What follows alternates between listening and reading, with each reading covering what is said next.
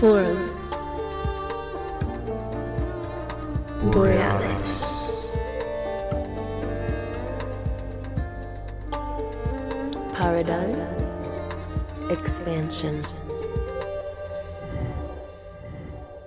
Greetings from the north and welcome to the forum. Today we're having quite a treat for you. The Norwegian amateur cryptographer Petter Amundsen will brief us on his huge discovery. You have probably not heard about him before, but sooner or later you will, because what he found will shatter the history books and force an upgrade of everything regarding Shakespeare, the Rosicrucians, Francis Bacon, the Templar Treasure, the emergence of Freemasonry, and even what's going on in a certain island in Nova Scotia, arguably the most famous treasure island in the world. All of this will be tied together for you in the course of the 2 parts of this program, where we start down to earth, and during the second part follows the undeniably finds to the last step, where world history takes over. Amundsen hold a Master of Music degree from the Norwegian State Academy and work as an organist in Holmenkollen Chapel in Oslo. He's been into futures trading and is currently also running an import business and gives talks about his discoveries. After he started using Francis Bacon's Cipher system 15 years ago, he has accumulated so many finds that even after 2 books, a 4-part TV series, and 1 2-part movie, everything has not yet been exposed. As always, check his presentation at our website for links to all the details, including the TV programs you ought to see if you really want to understand the nature and significance of his discoveries, since the visual nature of this matter is not really well suited for radio. Nevertheless, this is what he now drops by in an attempt to convey to us.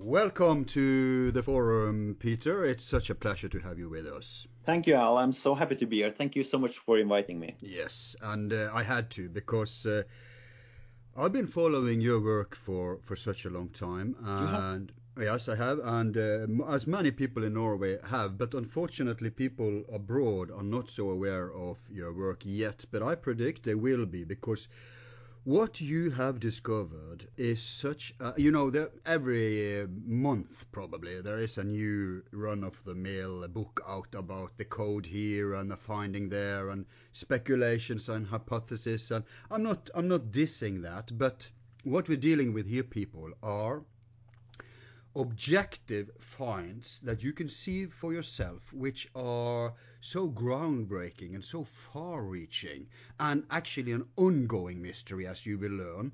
And if we manage to awake your curiosity about this, you can actually tune into the ongoing process of this work.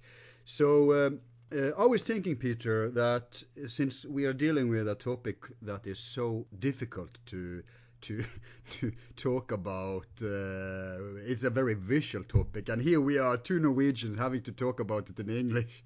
So we'll try to do our best. We'll try to give it as as apparent as possible, but they really need to see for themselves to realize what this is about. And Peter, he's probably more skeptical to his own work than I am. But I can only go by what I see and what I understand, and this is history, people, in the making. What do you say, Peter? Well, thank you so much for that kind introduction, and thank you for your support. Of course, I believe in my own stuff. I do not do this as a prank. And even if I say that I believe in this stuff, I need to keep the possibility open that I'm really making a fool of myself, and that I see things that I wish to see, and I make people recognize things that I point to. Like, for instance, if we were sitting outside and there were clouds in the sky, and I point to a cloud and say, oh, Al, that cloud looks like a dagger, and you probably wouldn't recognize it until I pointed it out as such. And it could be the same thing here, because what I am bringing to the table is something that cannot be denied, but it is my interpretation of these things that may be discussed, and also we have the element of chance. It could be coincidences playing a game with us here, but I think that it is more probable that this that I point to was done by design, knowing the people whom I claim have done this. We know something about these guys, and they have shown a propensity for making ciphers. So looking for ciphers in their work is not that far out, really. So I think that the coincidence alternative is less probable, and it is something that is a very cheap escape for people who wants to discuss this, because it's so interesting. So I think go with me, try to get a taste for it, and do look up pages for yourself on the internet. Look for original images of the Shakespeare books from the 17th century, and just take a look, and you will see he could be right, that Norwegian organist.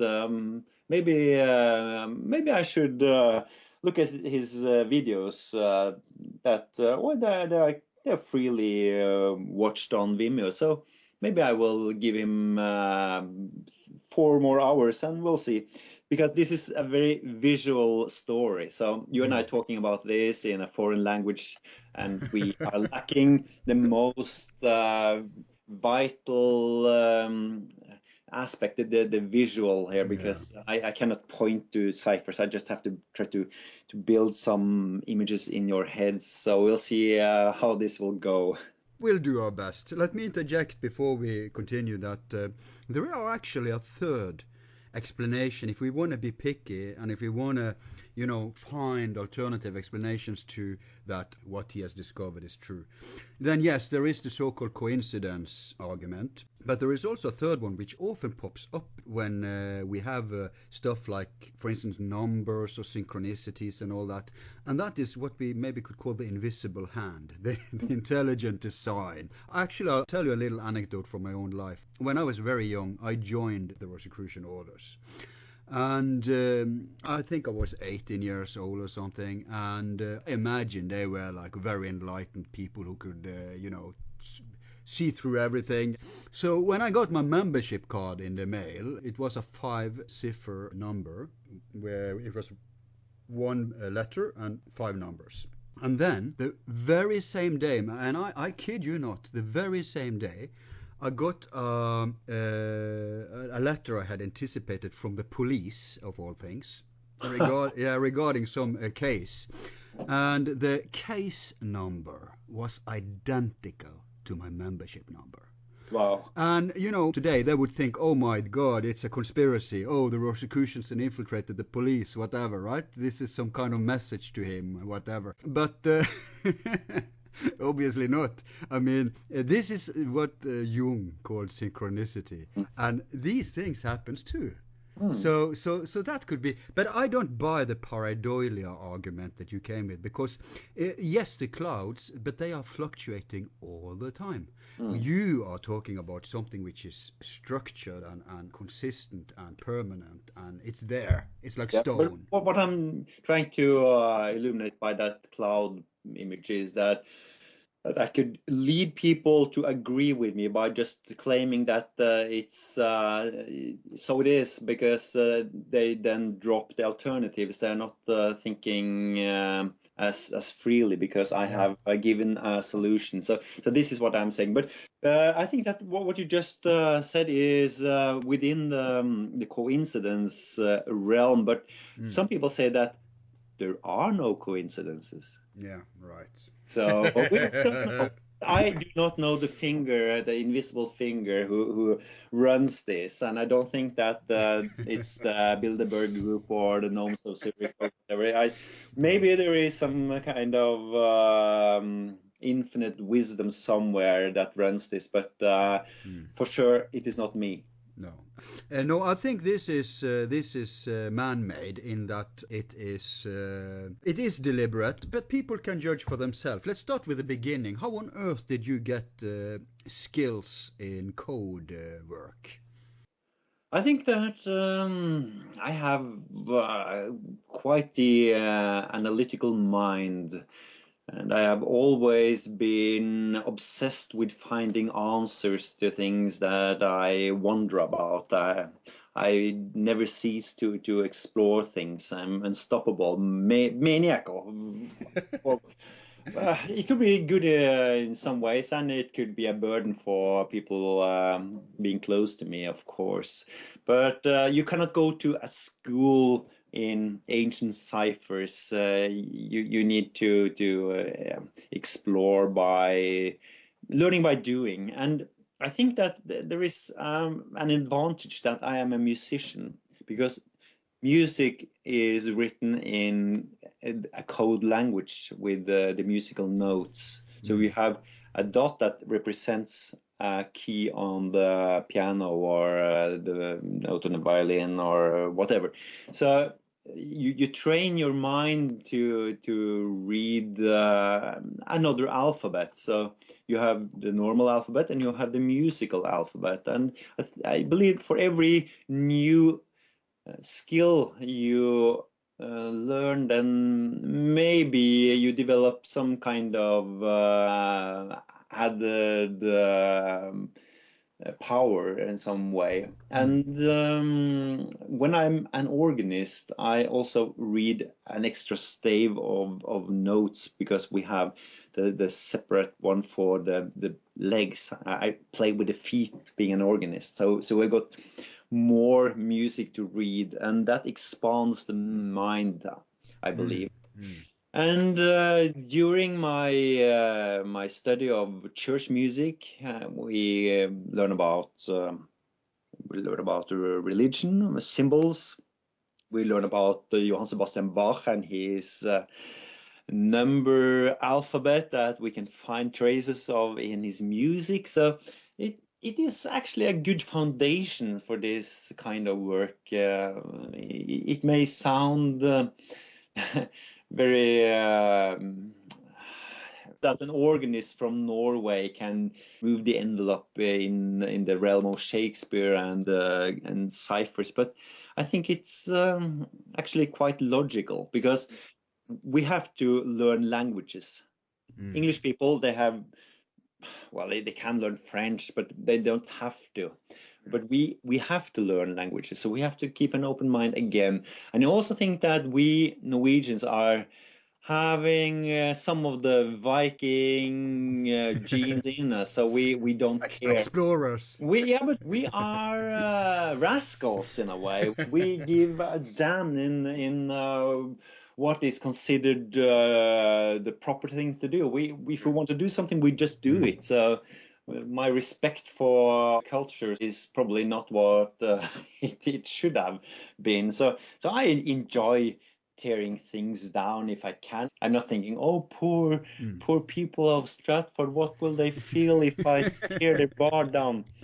I say, to hell with him, let's crash that bust. So I think that Norwegian organist is probably my best training. Yeah, I want to back you on this, because you know what Pythagoras said. He said that geometry is numbers in space and music is number in time.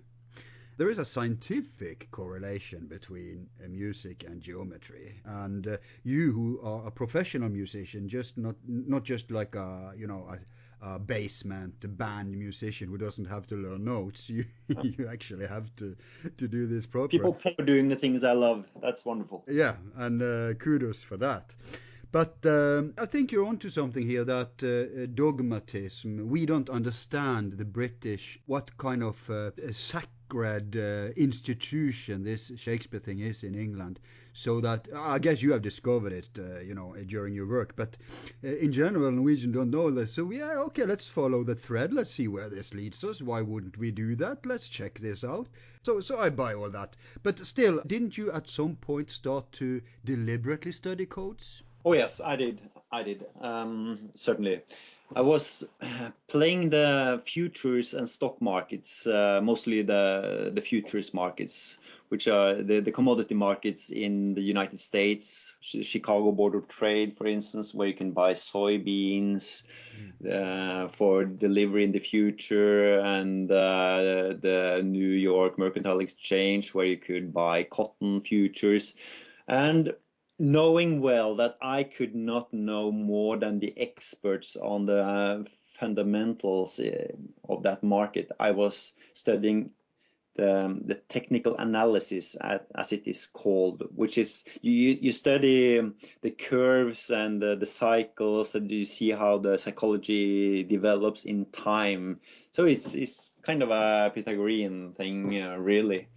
And there was this guy that I suddenly heard of, W.D. Gann. He was a famous trader who died in 1955, and he did things that shouldn't be possible. He had predictions a year ahead for the peak in 1929. He called the price for the Dow index, and he missed with a few decimals. Wow. And then he said that the market is going to crash for the next 3 years, which it did. So he made a lot of money, and people were sitting next to him during his trading, and he was calling the intraday swings with uncanny precision. And so he had some kind of a crystal ball he was looking into. So I was, of course, very curious. What did Mr. Gann do? And he produced courses and rewrote books, but he didn't reveal the master key to his whole technique. But there is this novel that he wrote in 1927, which is called The Tunnel Through the Air. It is not a literary masterpiece, but it is something that many Gann students have read.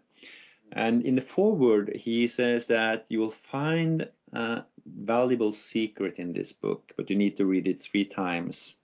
And when you see it, the future will become an open book.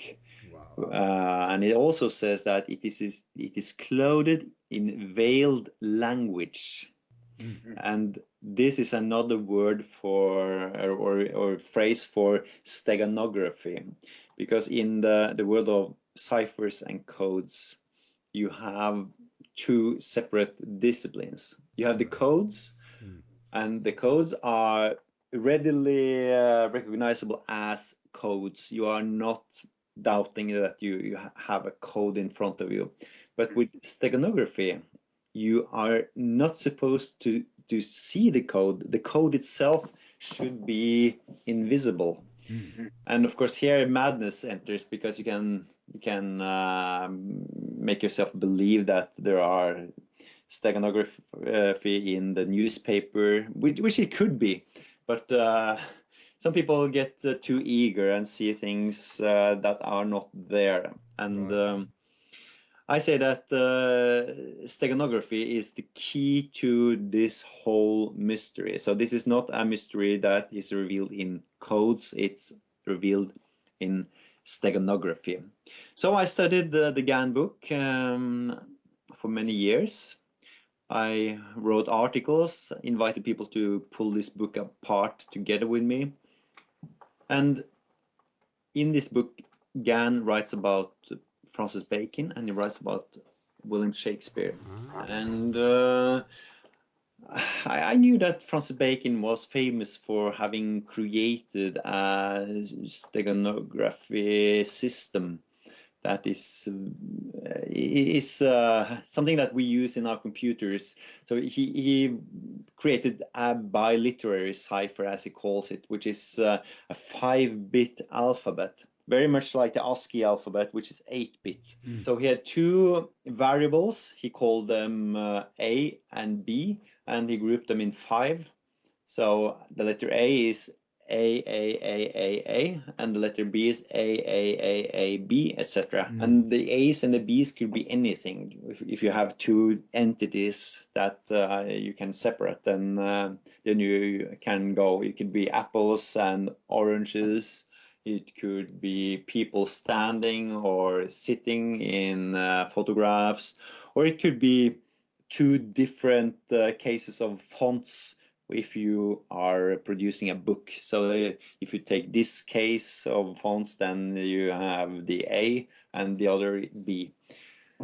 And people have been saying that some of the Shakespeare books have been encoded this way. So this is not a first, really. But in order to really learn the Francis Bacon cipher, I ordered a book on the internet called The Cipher in the Place and on the Tombstone. And in this book, the writer, he is saying that the gravestone of William Shakespeare is encoded with Francis Bacon's cipher, his steganographic cipher. Right. And the way it is used is that you have capital letters and the lowercase letters. And the capital letters are type B and the lowercase will be type A. And this guy called Donnely, he quoted someone who had been doing this 10 years earlier. So I said, okay, let's close the book. There is the gravestone. I begin from scratch, and then I will compare notes with Donnely afterwards. Okay. This is Ignatius Donnely, right? Yes. Okay. Continue. Yeah. He's famous for having written books about Atlantis. Right. Yeah. And the guy who did this was Hugh Black, and Donnely quotes Hugh Black. That is the way it was. So Hugh Black is the mastermind of this, and Donnely is just someone who is reporting. Right. Yeah. So, but I do not have Hugh Black's paper. I just have the book that Donnely published. So I close the Donnely book and sit down with my paper, and then I compare notes afterwards and see that I get almost the same result as Donnely, but there is one difference. There is one letter that Donnely has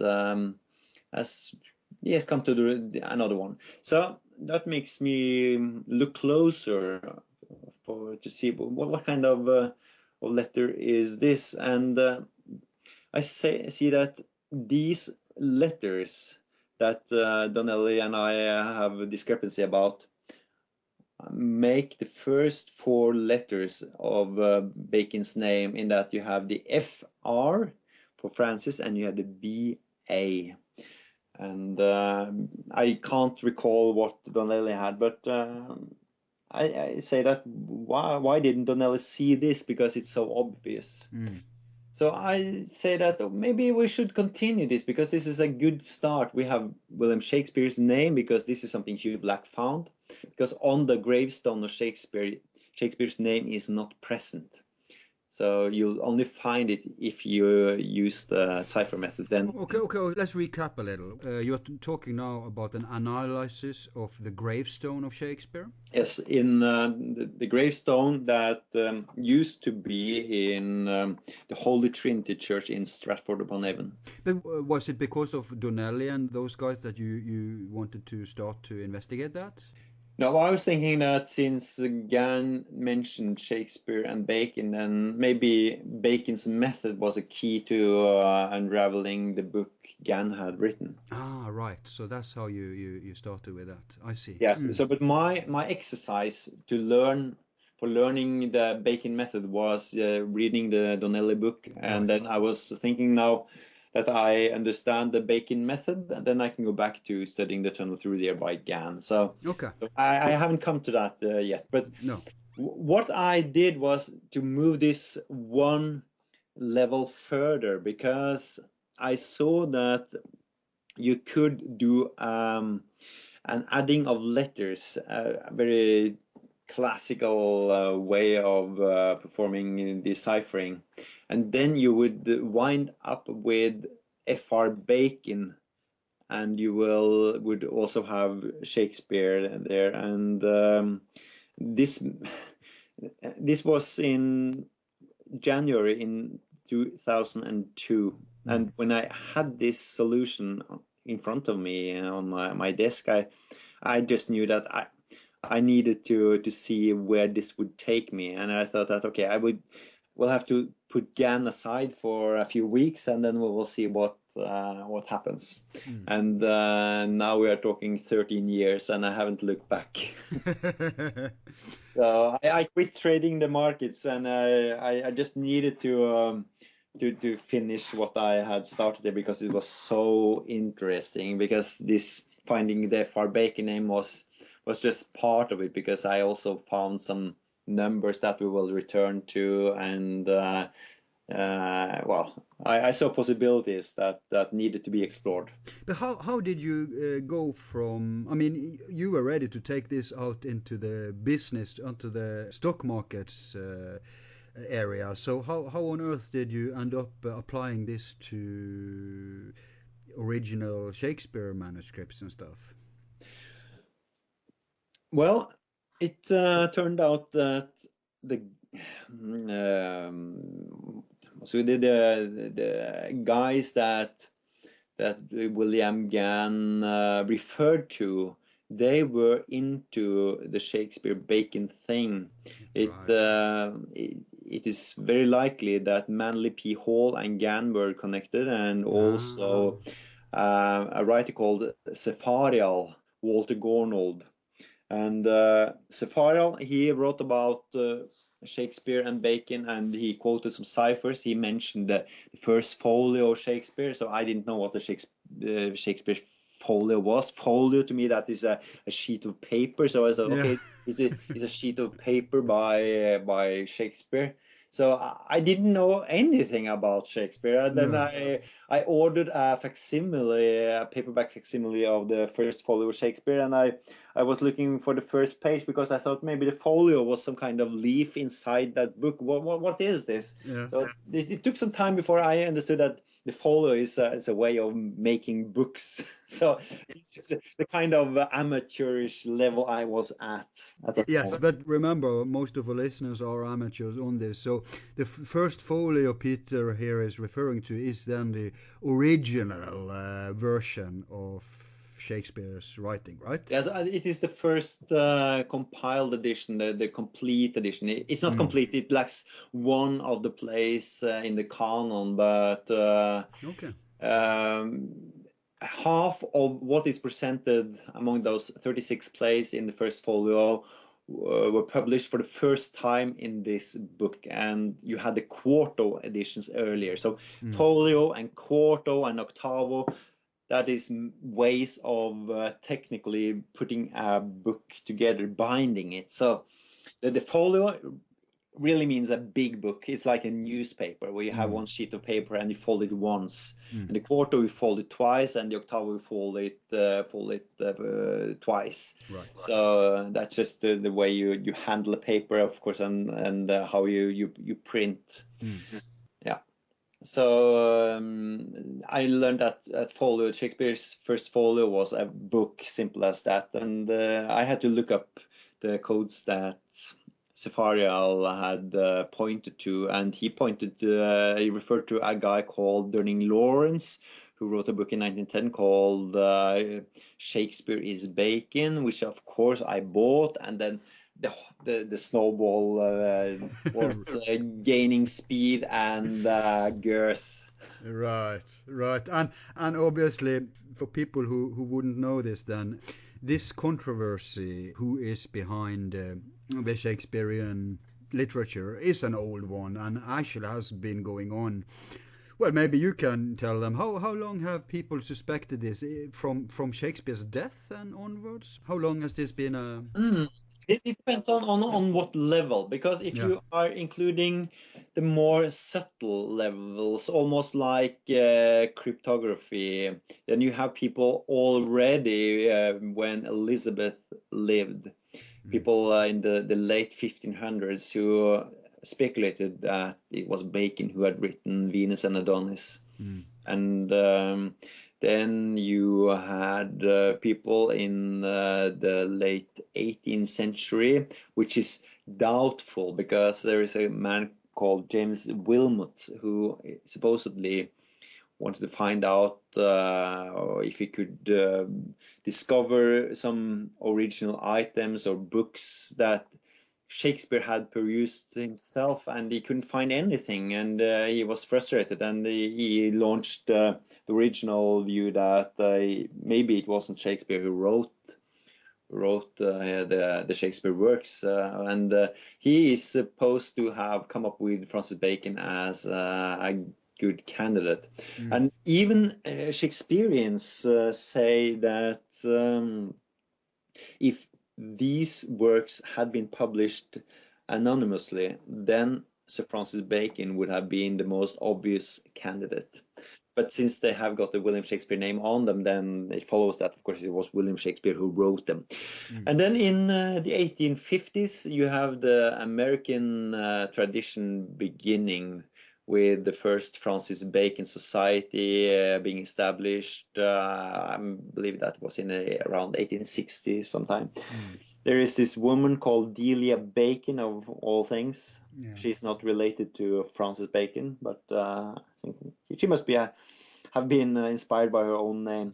She wrote a book about the philosophy in the works of Shakespeare, and she thought that Bacon and others had written Shakespeare. She didn't think that Bacon had done this alone, and I agree with her. I think that Bacon was probably editor-in-chief for the Shakespeare. Yes, but no wonder you agree, because your findings kind of confirm that, Trace, doesn't it? Yes, they do. But we are anticipating here. So as the 19th century is coming to a close, then the Baconian movement is classified as some kind of lunacy. And it's fierce fighting going on between the Stratfordians, and the Stratfordians now wish to call themselves Shakespeareans, and the Baconians and the Oxfordians and Marlowians, they are the anti-Shakespeareans, and I think that is very unfair, because we all love Shakespeare, but it's a man from Stratford we put a question. Let's just, not everyone is English here, so let's just explain that the Stratfordians, that's the people who believed this primitive brute, this illiterate brute, Will Shaxper, who never wrote anything else, by the way, and probably couldn't read and write. They think he composed alone the material, right? That's the Stratfordians. That's the Stratfordians. Yes, they focus on the man from Stratford. Yeah. And who's the other factions in this scholarly battle? Yes, and as the 20th century began, then other candidates were launched, and I think that we now have more than 50 candidates. And, oh yeah. But the main groups. The main group will be, the most sexy group today is the Oxfordians. Right. And they believe that Edward de Vere, who was the 17th Earl of Oxford, wrote Shakespeare. And I don't know if they represent the greatest group of non-believers, but they have some good arguments, don't they? I think that all groups have good arguments, but one of the difficult arguments with Oxford is that he died before some of the plays could have been written. And this is, of course, also the case with Christopher Marlowe. And I think from a literary perspective, Christopher Marlowe is a good candidate, because his language and the language of William Shakespeare is pretty much the same. People who have used something called stylometrics or stylometrics. I don't know where you put the stress, but they analyze the sentences and they run this through a computer and they see if it is a fingerprint match or not. And they say that Christopher Marlowe is a perfect match. Oxford is not, and Francis Bacon is certainly not. But Christopher Marlowe. But he died in 1593, and this was before Shakespeare even began publishing any plays. You have 1593 as the publishing year of the great poem Venus and Adonis. That's the first one, right? Yes, and then the Marlowians say that Christopher Marlowe faked his death and he went to Italy, where he sat writing the fantastic plays. Wow. And this is the reason why you have so many Italian plays. Right. Wow, that's quite a conspiracy theory. It is, but Yeah. the true candidate, in my view, was launched in 2006. Or maybe five, I think 2006, because this was something that surfaced as Alan Lowe and I were producing the book called The Organist. And this is a book that I have translated myself now, giving it a new title, more snappy title, or not snappy, but more relevant title, because The Organist doesn't say anything about the subject. Let me interject here. Erlend Loe, he's a famous Norwegian author who at some point discovered your work and put his he becomes such a fan that he wanted to write a book about this, right? And that's the book you're talking about, The Organist. Well, at least he ended up writing a book with me. The way it happened, if we have time we can go there, but Sure. But the theory that I was thinking about, the new one, really love, it surfaced while we were compiling this book. Okay. And it is mentioned in it. And when I heard of it, I thought it was stupid. Okay. I dismissed it just like that, because there's so many theories, and I knew what I had, and Bacon, of course, Bacon. Yeah. But then I was looking into it, because you need to give people a chance here. And I was looking at the second book that the author Brenda James was issuing. And she is the woman who can take the honor for having brought this, I believe, truth to the Shakespeare table. And I will get to her candidate shortly, but she produced specimens of her own cipher work that led her to look for this candidate. And being the self-proclaimed expert in the Shakespeare cipher field, I said, that's so silly. Oh, no, you can't do that. And then turning another page, and then, oh boy. Your jaw dropped. It did. Yeah. I saw something that, I mean, I really wanted to dismiss it, but I just couldn't.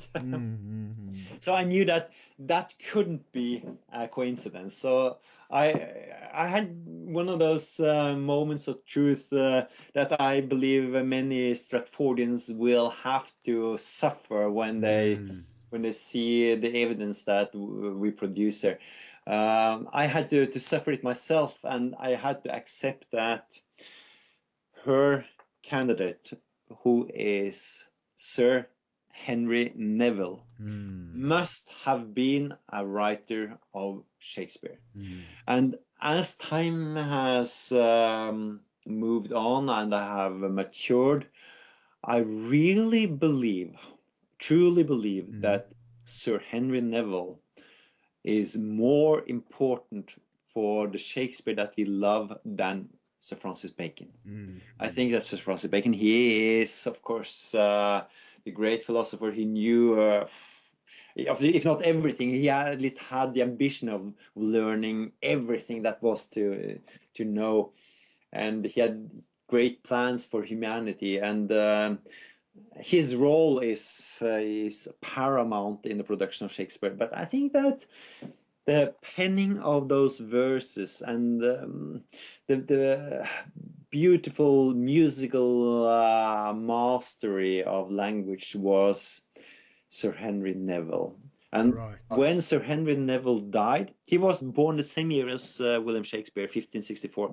When he died, no more plays arose. Right. So Bacon lived on for 11 more years, but not a single play surfaced. And William Shakespeare, he died the following year. So Henry Neville died in 1615 and Shakespeare in 1616. So I think that there are two prime producers of Shakespeare, and these are Sir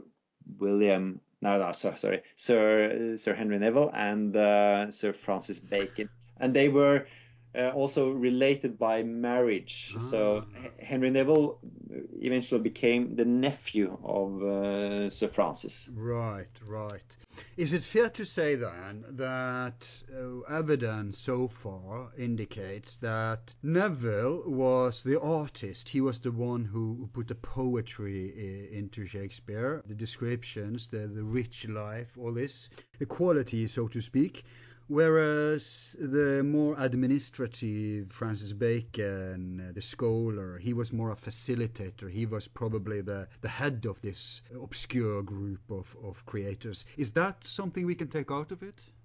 Well, it is an hypothesis, but I think that in very coarse terms, it's probably something like that, but you cannot guess what kind of a collaboration this is. Maybe both had to agree on every line, or if it was so that you write this part, I write that part, or I know a few cool things about falconry, and you need to include. Yeah, I'll feed you some codes and some general knowledge. You make some art out of this. And here we have some law that we need to insert because you need this. Because Bacon was an expert in law. I don't think that Sir Henry Neville was, but he knew a lot about life in Europe because he stayed in Europe for many years. Right. And parts of Shakespeare are written in French, and William Shakespeare never left England. That we know, but you know what? We're gonna deconstruct the person Shakespeare later. I think. Okay. I think it's important. Yeah.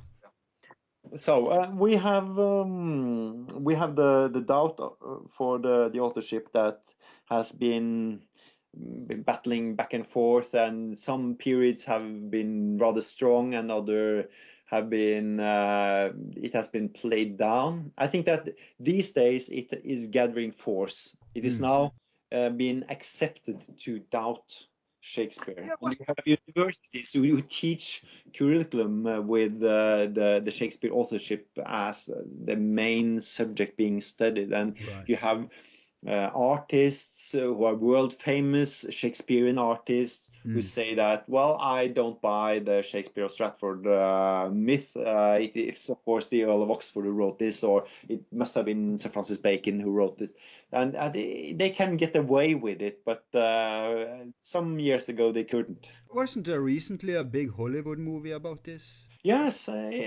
Which theory? What was the name of the movie? The film is called Anonymous. Yeah, right, Anonymous. And who was the man? I mean, who was Shakespeare according to the writer is Edward de Vere, the Earl of Oxford. Of course, it's the most appealing theory today. So Sir Francis Bacon is a little bit musty. He's old school, but Oxford is cooler. Yeah, but is it unthinkable that De Vere had a hand in it? I mean, I know there is mainstream Shakespeare scholars who claim that, yes, it's Shakespeare, but he collaborated with a lot of these people. Yeah. So even they are forced to admit that some of these guys are involved. But what do you think? If we have a group of quote-unquote Rosicrucians, we can say that the material, the evidence substantiate that Neville was involved. It substantiates that Bacon was involved. Does it also substantiate De Vere and any others? I have no ciphers that support him, but we have a parallel in the history of De Vere and Hamlet. So he could have provided some ideas for a story. I don't know, but I'm not that kind of a scholar. I am a crypto guy, and I haven't seen anything that points to Edward de Vere. I've looked at several of the Oxfordian so-called ciphers, and I am unimpressed. Okay. Well, I'll just say that, of course, Petter, as you will learn, especially when you see the movies, he's very true to the principle of the scientific method. So, yes, Petter, but remember, as long as we distinguish between evidence and allegations, evidence and speculations, it's completely safe to speculate, and people love to hear scenario thinking and hypothesis. So let's just be honest about what's your hypothesis. So on a hypothetical basis, you acknowledge that Neville and Bacon at least was involved. Are there any others that you think, according to the evidence, could have been involved on a pure speculative basis? And yes, you're just an organist, but you are the organist who's discovered this, so please share with us. But these two guys are prime movers, but Okay. I think that they needed the support of other people. I believe one of them was Ben Jonson, which is not a great shock, I think. And I also think that, and this is something that has come up lately, I think that King James was important for the project. Wow, the king himself. Yeah. Wow. I think he was very important. I don't know if he wrote anything, but he was probably the guy who had his protective hand over it all. Maybe he was into it for the political aspect of it. But he loved the arts, and he has been given a bad reputation. I think that for the decades to come, I think that King James will stand out in a more benefiting light. Okay. I do think this. Some claim Queen Elizabeth was involved in it and blah blah blah. Yeah, well, we know the story that she wanted to know who wrote Richard II. And she gave Francis Bacon the task of finding out who was the author, and she never demanded that William from Stratford should be questioned, but she didn't buy that he was the author. She wanted to know who really wrote this, because I am Richard, can't you see? Because the Richard II has a deposition scene at the end, and she felt threatened. And this play was staged the night before the Essex Rebellion in order to ignite the people to support the Essex cause. And she, of course, recognized this purpose, and she was furious. But I don't think that she encouraged the production of Richard II, but we know that she loved the theater. But how much of this is romance, and how much is truth, I don't know. Let's stick to evidence. It became easier when King James had ascended the throne. I see. Interesting.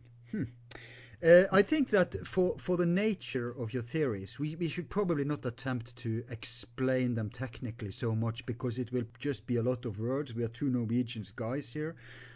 Yeah, but there's one thing I'd like to mention when we are talking about the authorship, because the first cipher that you enter, if you open this folio, this wonderful folio of Shakespeare, there is a code or a steganographic cipher that is linked to the number 2, TWO.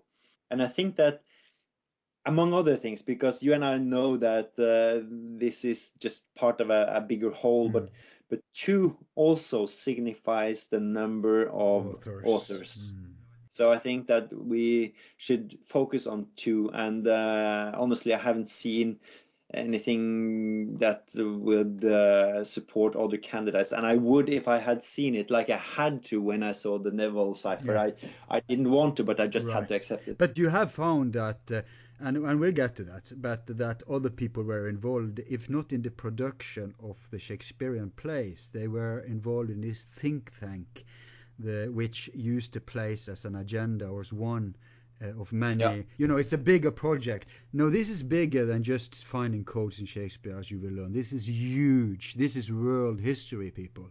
Just to give some teasers, it involves the Knight Templars, sacred relics, treasure hunting in distant shores. Al, if I may interrupt here, is that King James asked Sir Francis Bacon to produce a treasure map to safekeep sacred relics that he controlled. That is the short version. This isn't mainstream. Now you're talking about what you found, right? Yeah, but this is what I claim. So we're talking about Shakespeare here, but we are talking about a royal project. Someone coming from Scotland who has some fantastic relics brought up by the Templars, probably, and now he needs to build a new safe place for these fantastic objects. And Sir Francis Bacon has been bestowed the task of doing this. Yeah, and here you found that other people were involved too, like sailors and miners, scientists, engineers and stuff. So we'll get to that. So it is a bigger project. But your entrance to this was the Shakespearean manuscripts, and you discovered these ciphers very early, this too. And you can take it from there. So how did your journey through the discoveries? Because in your movies, in your television series, you take it very logically from the beginning and all the way to, I won't mention the place yet, I'll leave that to you, but to that place. So if you could kind of guide us, the quick superficial version, and then of course when people have the interest in them, they can check the links to your movies, which we're going to link in the website. Yes, wonderful. Yes, so we'll start with the gravestone in the Stratford Church. And unfortunately, it has been swapped for a new one. So we don't have the original, which is typical, but we have people who has reports on how the old one looked with uppercase and lowercase letters that produce this Bacon cipher message or the two names that you have. William Shakespeare and you have Francis Bacon. But if you have a stone like that, you have no proof. I mean, anyone could have tampered with that stone. And it doesn't prove anything about the authorship. So this is why I had to look in the first folio that I had ordered. Also was a part of the Gann, the futures market project, because Sepharial, who was one of the authors that Gann recommended, he mentioned this, and I had to see for myself, what is this? So I opened the first folio, and there is this poem on the very first printed page, and on the second you have the picture of Shakespeare. It's the to the reader preface, right?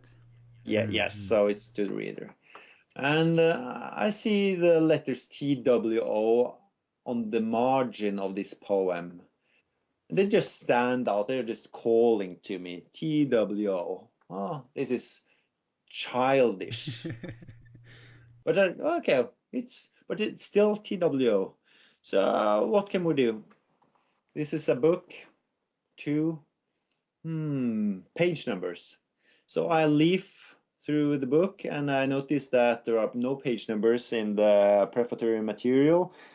It is only when the first play begins, which is The Tempest, the first play in the folio. Then we have page number 1. Of course, page number 2 follows. And I look down the margins of the columns, and I see that you have TWO again repeated. Right. Yes. So now we're talking odds here, because how many times do letters occur, and how many times are they lining up spelling words? And you have TWO, you have TWO once more, and this time on page 2. And then I look at the poem, the first one, the To the Reader, and I see that there is a typo, a mistake in the poem, because you always need to begin lines with a capital letter when you print poems. That's law. You cannot do it another way.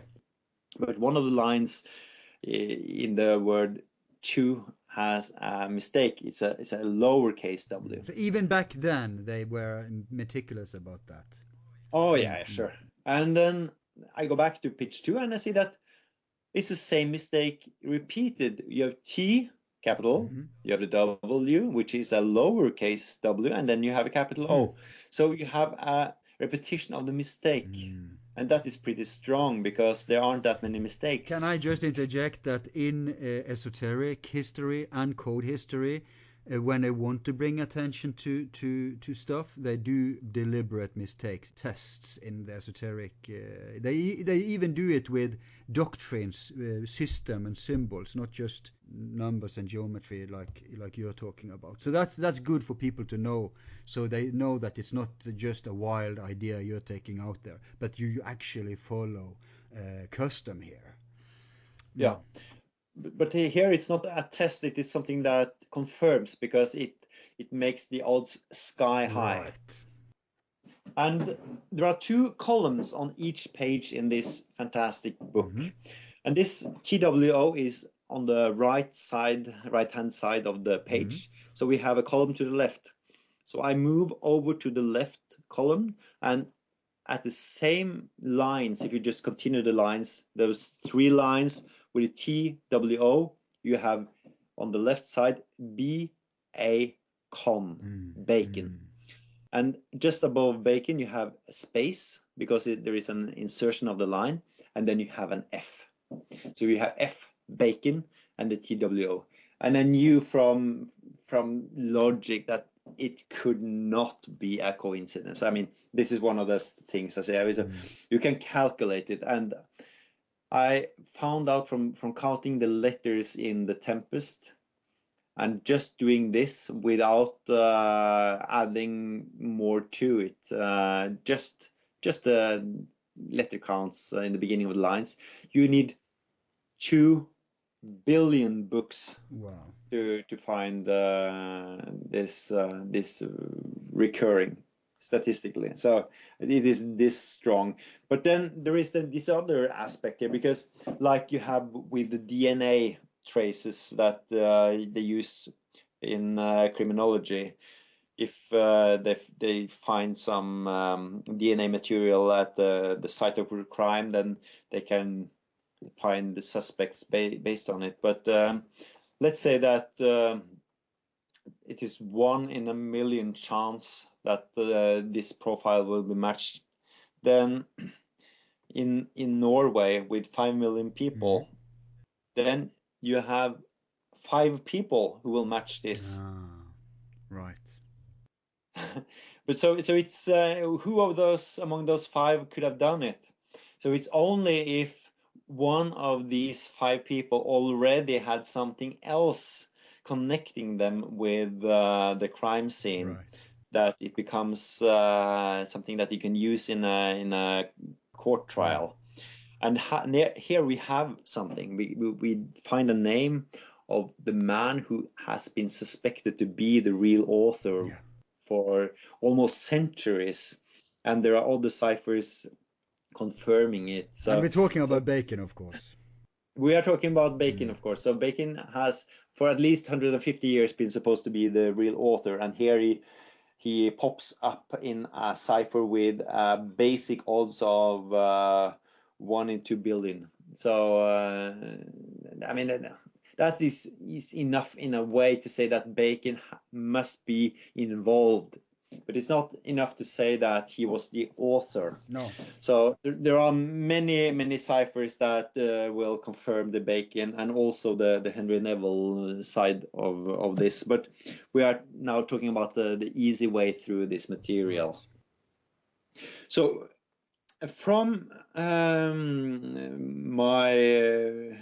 my work with the gravestone, I had seen that number 106 presented itself, or more accurately as 2 pairs of 53. So I knew something about 106 because I read about Rosicrucians, and this was the age of Father R.C. when he died. So I was beginning to think that Rosicrucianism could have something to do with this. And I also knew that there were speculations that 106 had to do with geometry, because Paul Foster Case, in his great book on Rosicrucianism, he says that it is 2 times 53, and you have the 37 reasons that are mentioned in one of the Rosicrucians Christian manifestos, and the 37 and 53 are 2 of the angles in the 3, 4, 5 triangle, which was some of a sacred symbol for the original Rosicrucians.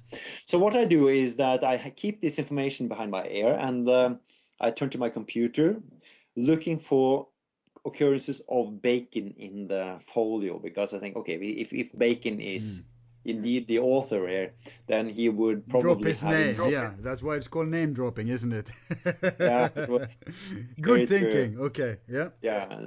And without knowing anything about Shakespeare, I knew something about searching in the internet. So I found a search engine called RhymeZone, and I inserted Bacon. I see that the name Bacon, just as the 5 letters Bacon, you will only find it twice in the book. Interesting. There are 2 occurrences of more, as you have Bacon as Bacons in plural, and you have Bacon fed. Okay.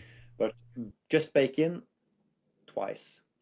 So I opened the book, seeing, okay, the first play is in Merry Wives of Windsor, and the first folio is divided in 3 sections, and this is very important. You have 3 sections, and each of these sections have their own paginations. So the page numbers from 1 to whatever 100 for each of these sections. So the first section is the comedies. Here we have, yes, I said the Tempest. You have As You Like It. You have Taming the Shrew, etc. So, and you have Merry Wives of Windsor, of course. So I make a note of which scene and the act, of course, and I see, okay, we have this scene, this act. And that is page 53. Okay, but this is strange, because I remember 53 from the gravestone. And then I see the second occurrence of Bacon, and that is from another section, which is the middle section, the histories. And it's one of the King Henry plays, and the scene so-and-so, act so-and-so. And I see the play begins on page 46. And then the next page is 49. So they skip page 47 and 48. So it jumps from 46 to 49. And this isn't a question of pages missing. This is actually, all the pages are there. It's just that they didn't give name to those 2 pages. Yeah, it's no missing part of the play. So the flow of the action continues from page 46 to 49. So just a mistake, because it's not a typo. They just continue. It's not 2 pages 49 following each other. It's 46, 49. Next page 50, 51, 52, 53. And on this page 53 is the second out of 2 occurrences of Bacon. So it's as if they forced that particular page to have the number 53. Yes, you see the difference between Merry Wives and this Henry play is that Merry Wives is a play that was manipulated. They inserted a scene. You have quarto editions of Merry Wives, but suddenly there is a new scene popping up, which probably is easy to do in a comedy. And this new scene has Bacon. But in the Henry play, it follows the quarto edition perfectly. So there is no new scene. And then they had to resort to dropping 2 pages in order to fit it onto page 53. Or they wanted someone like me to feel confirmed, because I can sit here, talk to you, and say, hey, they missed 2 pages. This is how strong it is. They deliberately make mistakes in order to make this fit. So it works either way. Good point. We can of course not cover every find you have. No, we will not. But I have to follow this line a little bit, because now I begin to suspect the Rosicrucian involvement here. On the last page 53, there is something left out, and the people who would like to read my book, they can find out what this is. We will now jump to the Rosicrucian clue here, because now that I found the magic, find the magic of the rhinestone.com, then I can also look for Rosicross. And Rosicross, no hits, none hit. Rosicrucian, nothing. Let's look for cross. Hang on. This was after the Rosicrucian manifestos? The manifestos were published in 1614 and 1615, and we're talking 1623. Exactly. So we could expect the word Rosicrucian to pop up because it was a fad. It's actually strange that the words doesn't pop up, because it was such a fever in Europe before that. Ben Jonson writes about Rosicrucians in his plays. Exactly. So Shakespeare could have. But he does it more subtly than that. So I search for a cross, but there are too many crosses, so it's useless.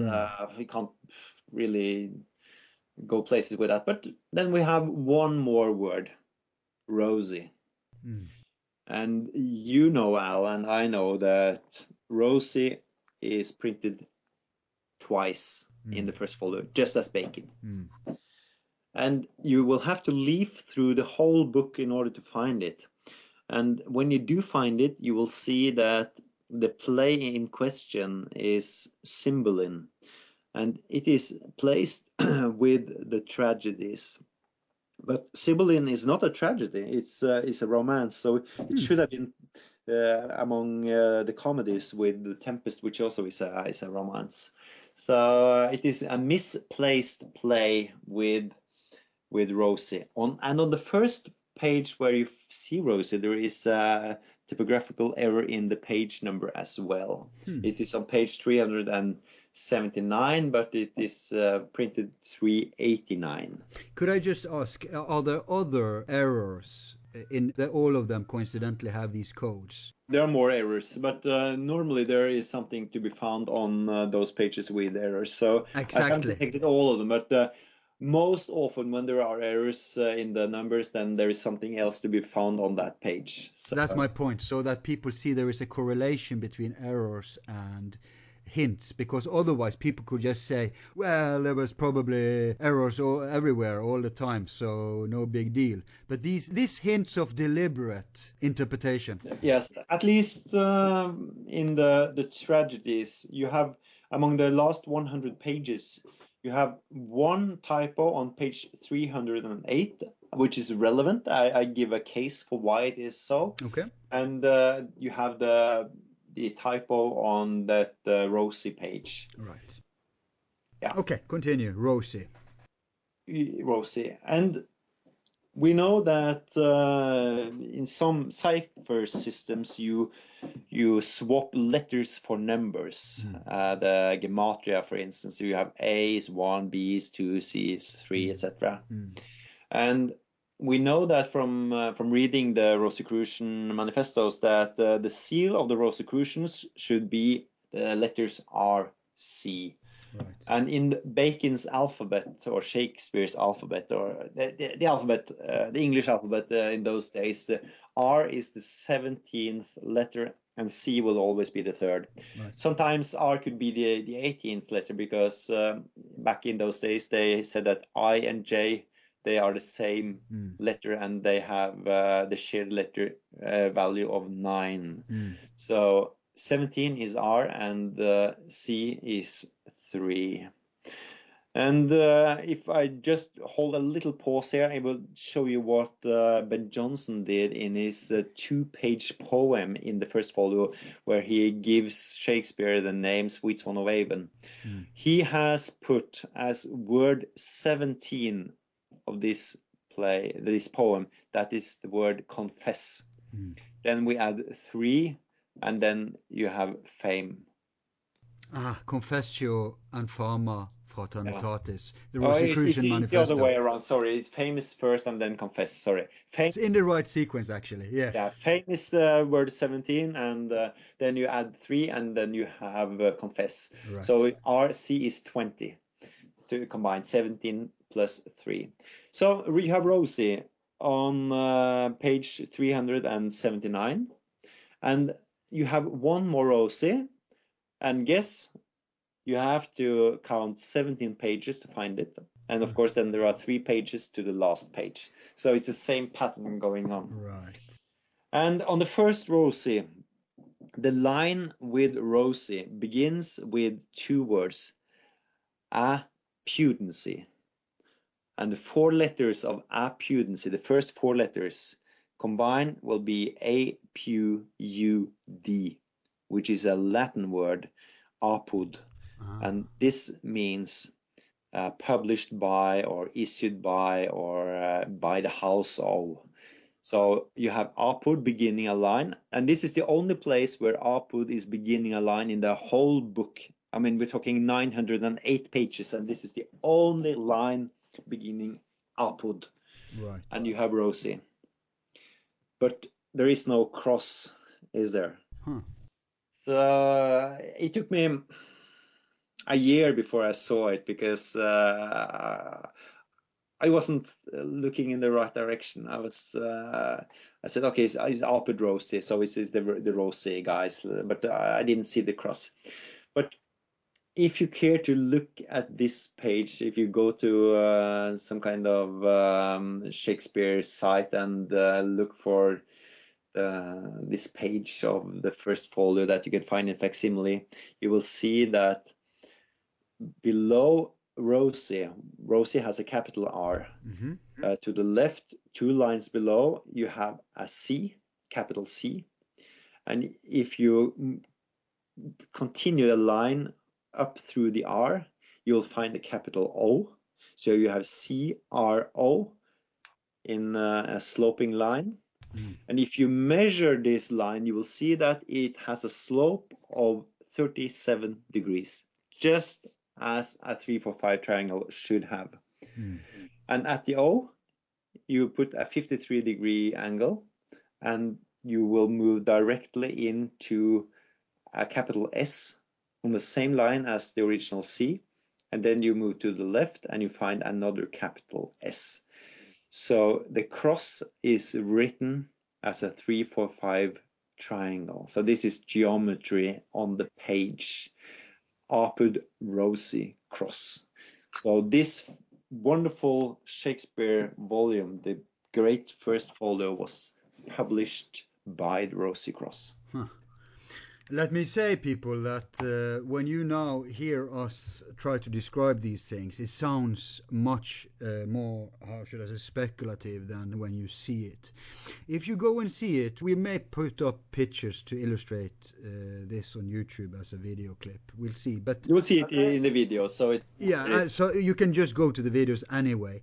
And also remember that the code adventure that Peter has unwrapped, and he will continue to talk about this, but I'll just say this, that there are much more than we can cover today. And even when you watch the movie and they show you a lot of geometrical stuff and code stuff and all this, it's even more than you could put in the movie. You have lots of material. So I suggest you check out his book when that eventually is available, and you see for yourself and judge, because it's so intuitive when you see it. It's just you can't deny it. Already we have the ebook. It costs $4 on Amazon, but it is not delving this deeply into the codes, because I thought I should make something that is more available. But it does, of course, have these basic ones, and it does do the trick, but it is easier. But the organist book is not available yet, even if I have translated, and it goes much deeper into the cipher stuff. Right.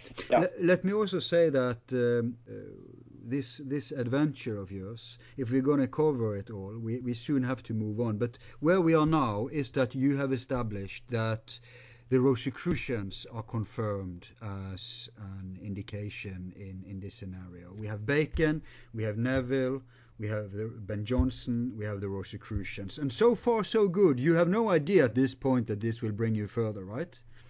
Yes, but now I begin to see the possibilities that it could bring me further, because Okay. I know the content of the Fama Fraternitatis, and it basically describes that Father R.C.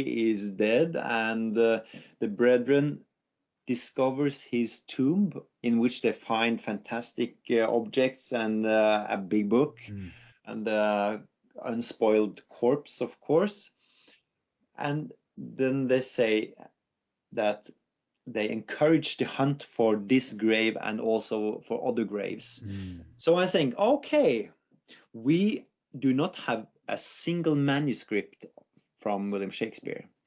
Perhaps it is so that these manuscripts have been hidden away, and that the Rosicrucian myth or fable is a myth and a fable, but it also contains a very real truth, that there is indeed a real treasure hunt presenting itself, and that Shakespeare could be the key that will open this mystery up.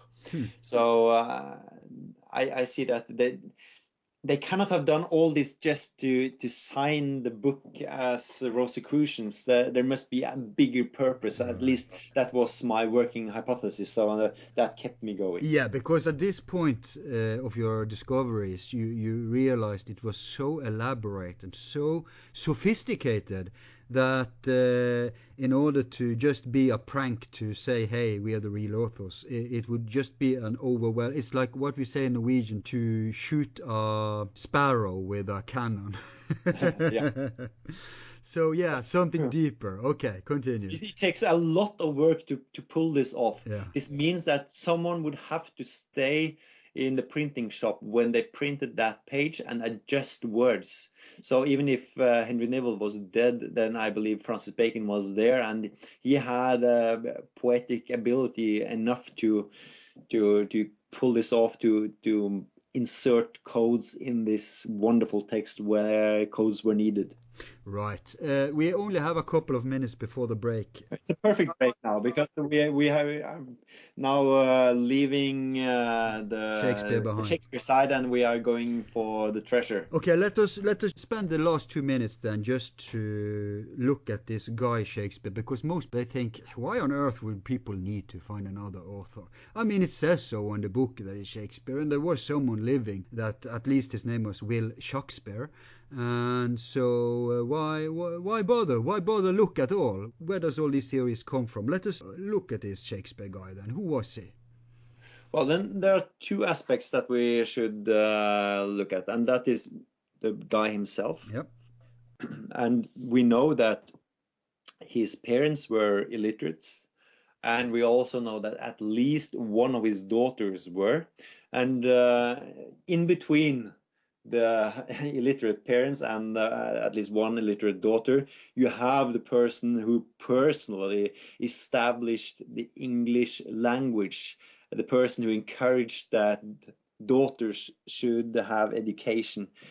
It just doesn't fit, does it? And this man has not left anything behind that points to his writing abilities. In fact, not nothing. So we only have the books with his name, but there is no handwriting from him apart from 6 signatures, and they are doubtful, to say the least. And very primitive, right? Yes, there are. But then you have the other argument. So if someone else wrote this, why wouldn't they take the credit? I mean, today authors are demigods. everybody would like to be an author, to publish something and come on talk shows and talk about their books, etc. But it was different back then.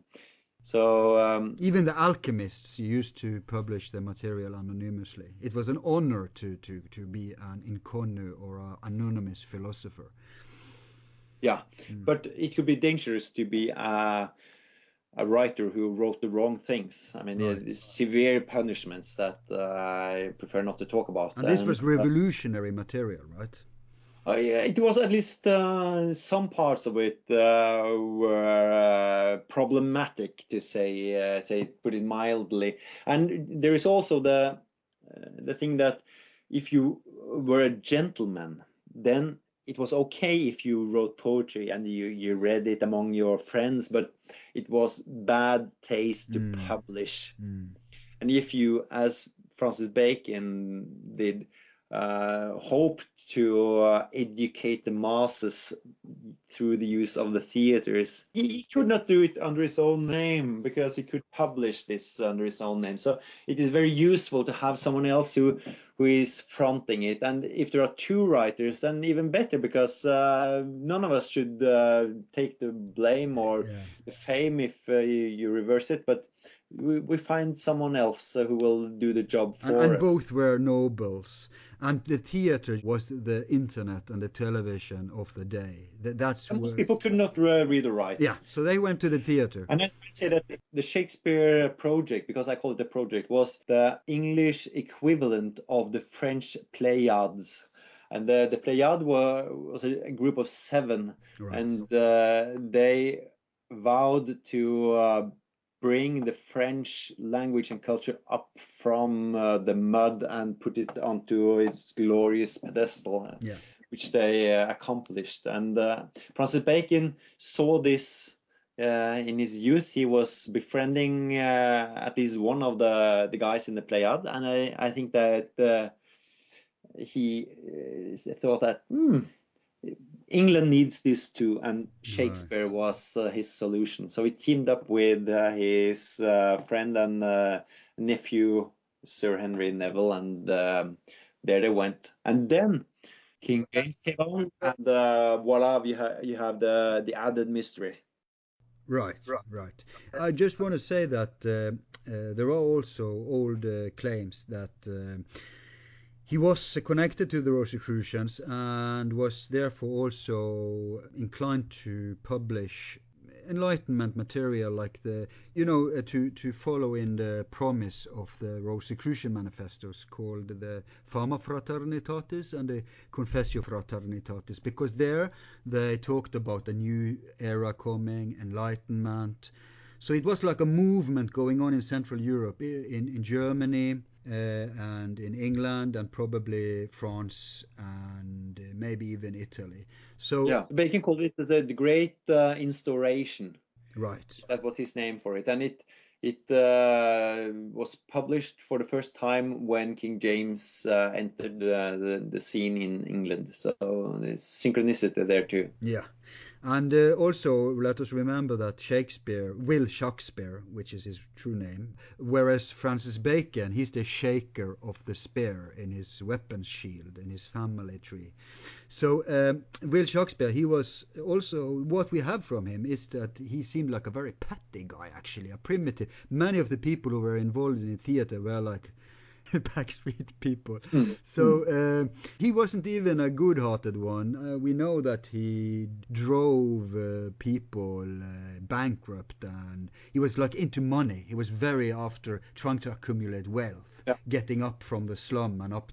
So we can easily see that some people like Bacon or one of his fellows approached Shakespeare and asked him to be the front man, right? And pay him. I think it's what's happened, yes. And that was common back then. It wasn't unheard of with front man.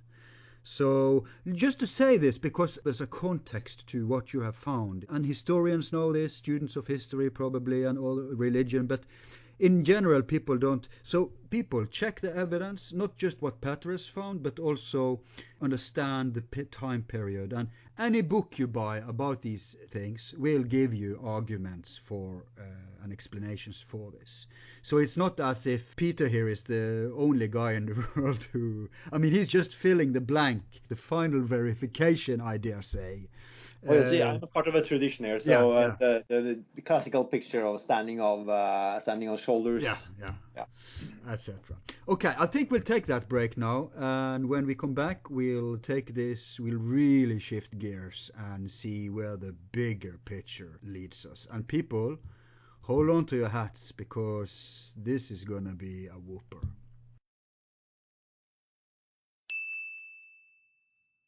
All of our files are free and will remain free. If you like the show, you can show support by donating $1 to help with expenses.